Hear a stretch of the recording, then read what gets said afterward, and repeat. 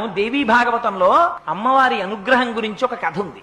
అందులో పూర్వకాలంలో దేవదత్తుడు అని ఒక బ్రాహ్మణుడు ఉండేవాడు. ఆయనకి కొడుకులు లేకపోతే ఆయన పుత్రకామేష్టి అనేటటువంటి ఇష్టి చేశాడు కొడుకుల కోసం. ఆ చేసేటప్పుడు అందులో ఉద్గాత అని ఆ సామవేదాన్ని పఠించడం కోసం సుస్వరంతో స్వరం తప్పకుండా ఆ పలకగలిగినటువంటి గొప్ప నైపుణ్యం కలిగినటువంటి వాడిని గోభిలుడు అనబడేటటువంటి ఒక మహానుభావుణ్ణి తీసుకొచ్చి ఆ యాగంలో పెట్టుకున్నారు. యాగం అంతా పూర్తయిపోయింది. చిట్ట చివర సామవేదం చదువుతున్నారు. ఆ సామవేదం చదువుతున్నప్పుడు కొంచెం స్వరంలో దోషం వచ్చింది.